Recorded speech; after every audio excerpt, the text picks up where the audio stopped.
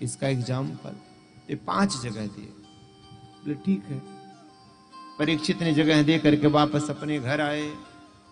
एक दिन की बात महाराज, राजमहल में देखा एक बड़ा सुंदर सा मुकुट रखा है। और जानते मुकुट कौन सा?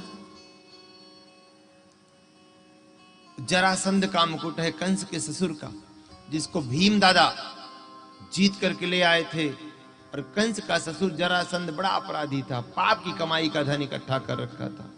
महाराज संयोग से उस दिन शौक में उसी मुकुट को धारण कर लिए। और जब धारण कर लिए तो कली आकर के उसी में प्रवेश कर गया। जो महाराज धर्मात्मा थे, जो दान करते थे, दया करते थे, महाराज आज उनके मन भाव आ गए, चलो शिकार करते हैं। और एक घोड़े पर सवार होकर के एक मृग का पीछा करते करते जंगल में पहुंच गए। और सुबह से शाम हो गई। धूप से प्यास से व्याकुल राजा एक आश्रम था ऋषि का, उनके आश्रम में पहुंचे और उनसे निवेदन किया, महाराज हमें जरा जल पान करा दीजिए। उस आश्रम के ऋषि थे शमीक, वे भगवान के भजन मस्त थे, उनको क्या पता कौन आ रहा है कौन जा रहा है। राजा को गुस्सा आ गया कि देखो एक राजा दूसरे याचक बन करके आया है और ये तुच्छ ब्राह्मण पानी नहीं पिला रहा है। गुस्सा आया, लेकिन गुस्से को कंट्रोल किया। मरा हुआ सांप था, उसको बाण की नोक से उठाया और महाराज जी के गले में डाल दिया। कहते हैं एक पल का क्रोध आपके जीवन की बर्बाद कर सकता है, जीवन को बर्बाद कर सकता है। इसलिए क्रोध पर कंट्रोल किया जाए। जब कभी क्रोध आए ना तो पानी पी लिया करो ठंडा। सच में क्रोध शांत होता है। जब कभी क्रोध आए ना, किसी को वह क्रोध आए तो ये विचार करो कि आज निकल इसको बताएंगे, आज छोड़ो, तो रात भर में क्रोध शांत हो जाता है।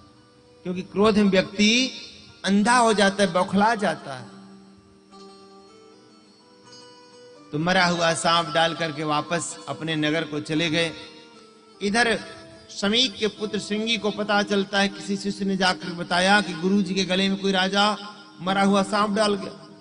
अब बाल बुद्धि, उसने लिया नदी का जल और दिया श्राप, इत लंघितम मर्यादकम तक्षकम सप्तमे हनि, जिसने मेरे पिता को अपमानित किया है, मैं इसको श्राप देता हूं कि आज के ठीक 7वें दिन तक्षक नाग के डसने से उसकी मृत्यु हो जाएगी।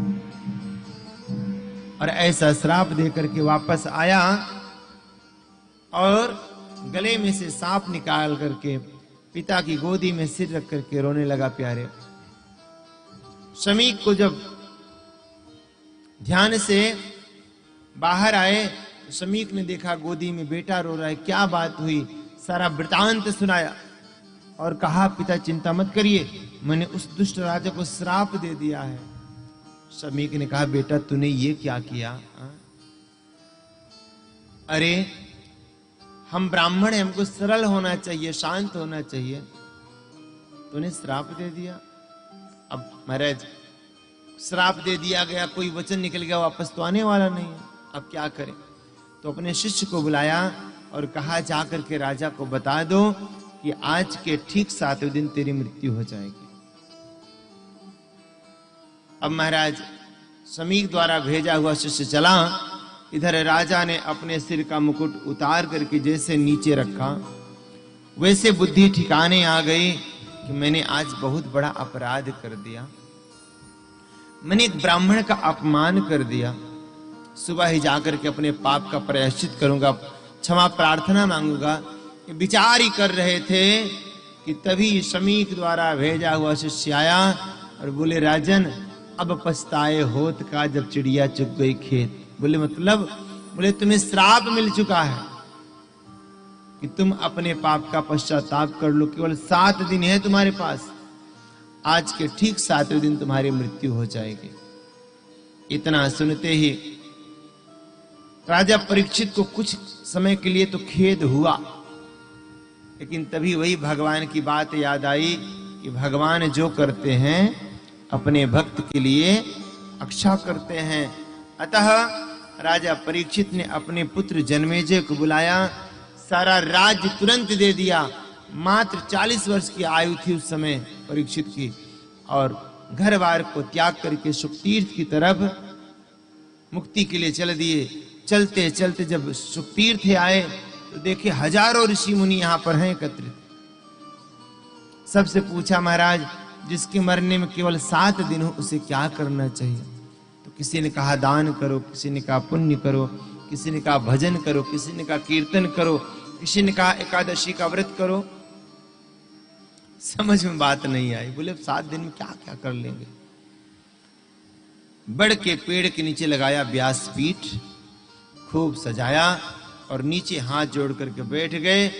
जो भी मेरे प्रश्न का उत्तर देना जानता है तो कृपया आकर के यहां पर विराजमान हो जाए। महाराज बैठे ही थे कि तभी दिगंबर भेषधारी, जिनके भूरे भूरे केस हैं, भूरी भूरी आंखें हैं, शरीर पर कोई वस्त्र नहीं है, बाल्य अवस्था के महाराज, ऐसे व्यास नंदन सुखदेव जी महाराज उस व्यासपीठ पर आकर के विराजमान हो गए। बोल सुखदेव महाराज की। मन प्रसन्न हो गया परीक्षित का। हाथ जोड़ करके भगवान सुखदेव की बड़ी प्यारी स्तुति किए। कियं प्रवजन्तु मनुपेतं पेत कृत्यं द्वैपायनो विरह कातरुआ जुहावा पुत्रेति तन्मयतया तरवोऽभिनेदु त्वं सर्वभूत हृदयं मुनिमानतोऽस्मि। प्रणाम किया और कहा, प्रभु बड़ी कृपा भई जो आप पधारे। महाराज जिसके मरने में केवल 7 दिन हो उसे क्या करना चाहिए? सुखदेव जी बोले, भैया अरे मैं तो ऐसे ही आ गया, कहीं बैठने की जगह नहीं तो मैं यहां बैठ गया, मुझसे क्या प्रश्न करते हो? परीक्षित जी ने कहा, देखो गुरुदेव, मैंने समीक पंडित जी का अपमान करने में कोई कसर नहीं छोड़ी और महाराज ने भी श्राप देने में कोई कसर नहीं छोड़ी। और ये भी पक्का पता है कि ब्राह्मण के श्राप से बचना मुश्किल है।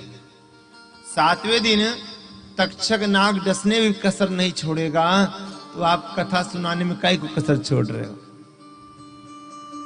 महाराज मेरा मरण नजदीक है, म्रियमाण व्यक्ति को क्या करना चाहिए?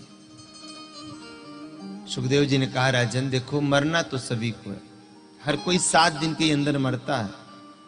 कोई सोमवार को मरेगा तो कोई मंगल को, कोई बुध को, कोई बृहस्पति को, कोई शुक्र को, कोई रवि को। किसी के लिए 8वां दिन नहीं आता। ये तेरा प्रश्न नहीं है, अपितु पूरे संसार का प्रश्न है। तो बोले तो क्या करें महाराज? बोले मरण सभी का होता है, लेकिन मरण शब्द के आगे आधा सा लगा लिया जाए। बोले मतलब? बोले मरण से पूर्व परमात्मा का स्मरण कर लिया जाए तो मरण भी मंगलमय हो जाए। अरे खुल के ताली बजाया करो, जैसे फुंसी हुई है। प्रेम से कहिए श्री राधे। आवाज नहीं आई आज? और जोर से एक्टिव रहो ना, क्या सुन रहे हो? कहीं आलस में आ जाओ तो दहाड़ते रहो। एक बार और जोर से।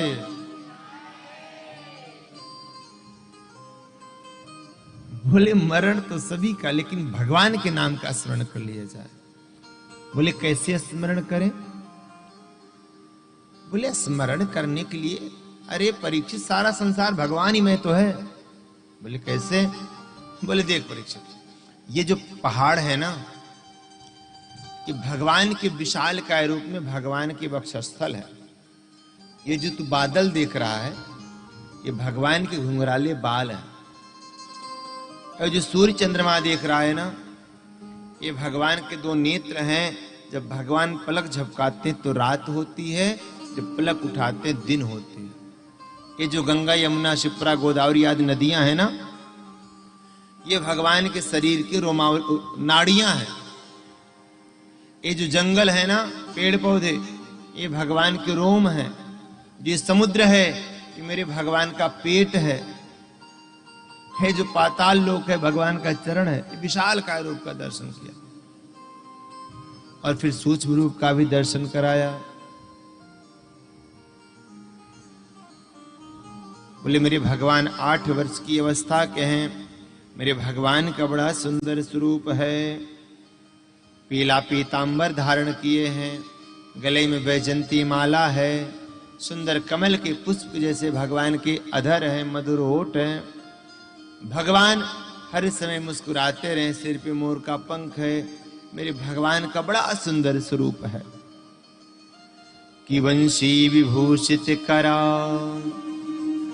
नवनीरदाभात पीतांबरादरुणबिंब फलादरुष्ठात् पूर्णेन्दु सुंदर मुखा दरविंदु नेत्रात् कृष्णात् परम किमपि तत्त्वमहं न जाने।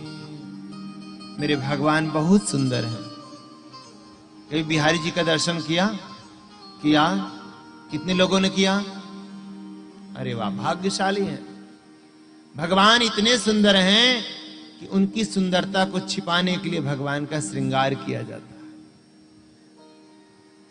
इतने सुंदर हैं, जो कोई एक बार भगवान को देख लेता है ना तो मेरे भगवान का ही हो जाता है। मंद मंद मुस्कनिया। किसी ने मुझसे कहा कि प्यार मत करना नहीं तो खो जाओगे। किसी ने मुझसे कहा कि प्यार मत करना नहीं तो खो जाओगे।